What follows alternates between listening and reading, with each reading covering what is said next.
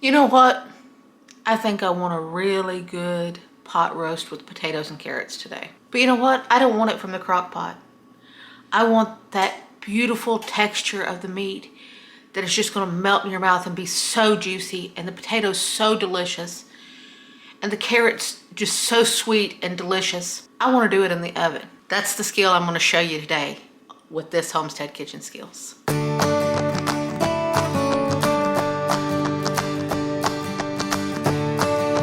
Hey friends, this is Angela from Art of Creation Homestead again, and I'm here with another Homestead Kitchen Skills for you. I have got a beautiful, between 2.5 and 3 pound chuck roast here, and we are going to do a beautiful pot roast with potatoes and carrots, but we're not doing it in a crock pot the way you normally see. We are going to do this in the oven, in a Dutch oven. If you don't have a Dutch oven, you can just use a big pot with a tight fitting lid that is oven safe. That's very important. It has to be oven safe. But a Dutch oven is really going to work best. Now the first thing you're going to want to do is you're going to want to preheat your oven to 375 degrees. And then you are going to want to put your Dutch oven on top of the stove, put in about 2 tablespoons of oil, a neutral flavored oil. The reason you want a neutral flavored oil is because that neutral flavored oil has a higher smoke point. You're going to need a higher smoke point for this. So you want to make sure that you have an oil with a higher smoke point. Now we are going to take this 2.5 to 3 pound chuck roast. You want to do a chuck roast, not a round roast. You want a cheap cut of meat for this. And you want to season it up really good. It can really take some salt. You want to season this bad boy up really good with some salt and some pepper. Lots and lots of pepper. More pepper, the better. It goes great with pepper. And a little bit of garlic powder. Now these seasonings are all up to you. It's up to how much you want, but remember, this meat can take on some seasoning. Now we are going to flip it over and we are going to season the other side. Now we have our oil and it's nice and preheated.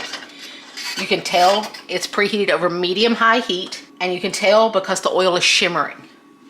Now you want to drop in that beautiful roast. You're just searing it up. When you hear that sizzle, you know it's right. Now you want to brown it up. It could take anywhere from 3 to 5 minutes, depending on how hot your pan is. It could take anywhere from 3 to 5 minutes on each side. Now, once it's browned on one side, I will show you what it looks like so that you know what to look for. Now we have flipped over our roast.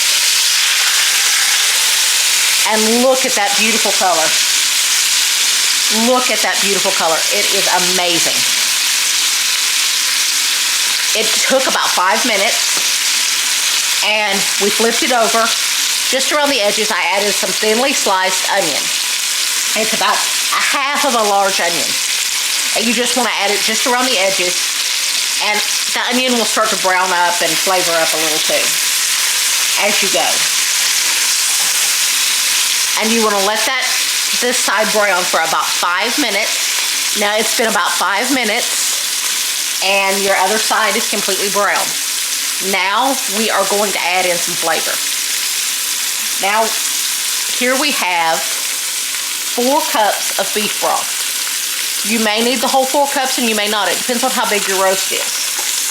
You want it to come, you want to pour it in your Dutch oven. And you want it to come pretty much to the top of the meat. See? You don't want your meat to be floating, but you want it to be pretty much at the top of your meat.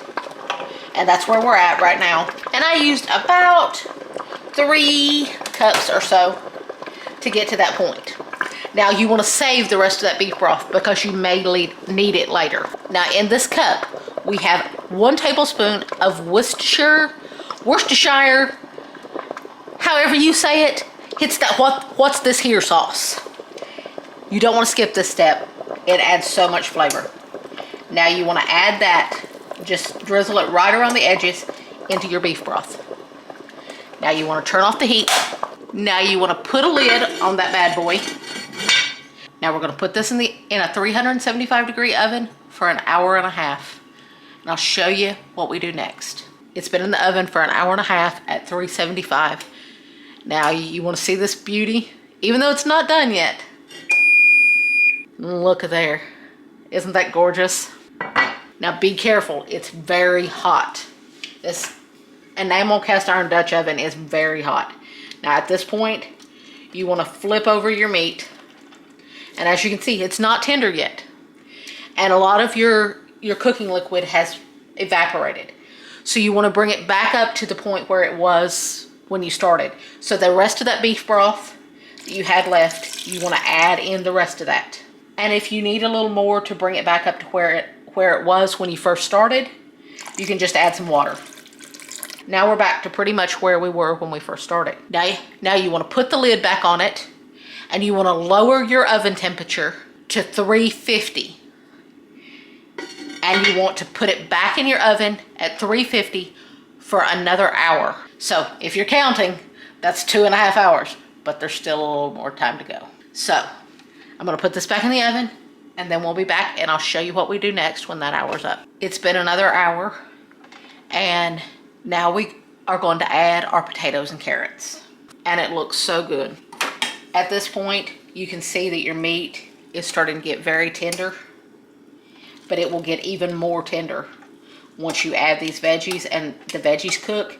Your meat will fall apart tender. Now we're just gonna add in our veggies. In this bowl, I have about 4 potatoes. The amount of potatoes and carrots you put in here all depends on how many people you are feeding and how many veggies you want. I have probably about 6 carrots cut into pieces. Cut into pieces about like that. You can also use baby carrots. And we like a lot of carrots, so I'm putting a lot of carrots. And I have about 4 medium to large potatoes. You can do anywhere from 3 to 5, or like I said, just do as many as you want, depending on how many people you are feeding. You generally want to put it around the roast. How I cut the potatoes, I just peeled them and quartered them. That seems to work the best, because that way the potatoes don't just melt away to nothing in the time that they're cooking. Now you have a lot of good flavor in here, but potatoes don't grow in the ground seasoned.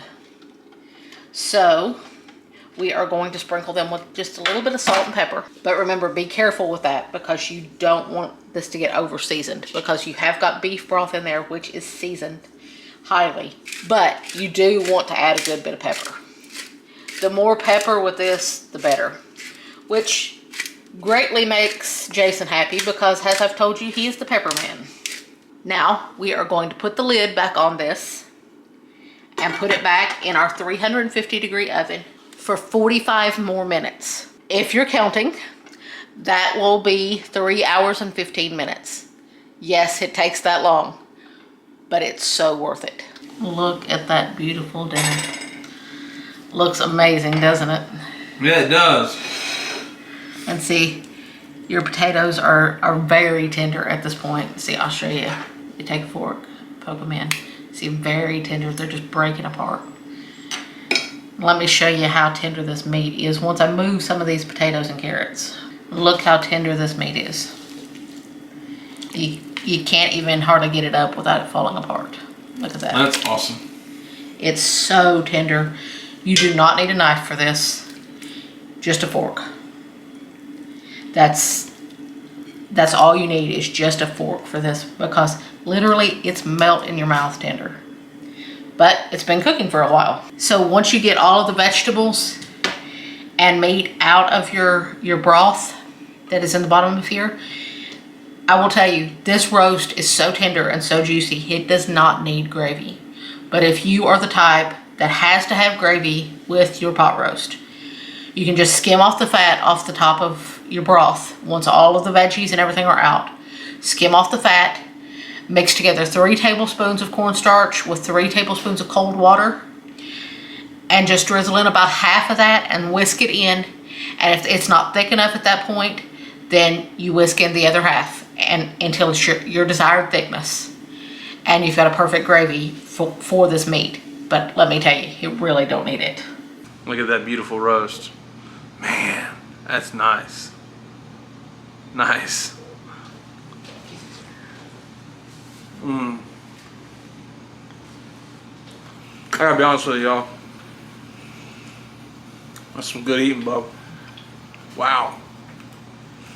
Now, we love the taters and carrots too, but that meat is amazing. My favorite way though, next day, leftovers, a little mustard on some bread. Bam. That makes a heck of a sandwich too the next day. Thank you guys so much for watching. We do appreciate it. That's a heck of a pot roast there. So, if it's, yeah, it would be. It would be a great Easter dinner. Absolutely. So, thank you guys so much for watching. We do appreciate it. Okay, my name is Jason. Smart one over there. Her name's Angela K. It's our Creation Homestead. We love you guys. God bless you and goodbye.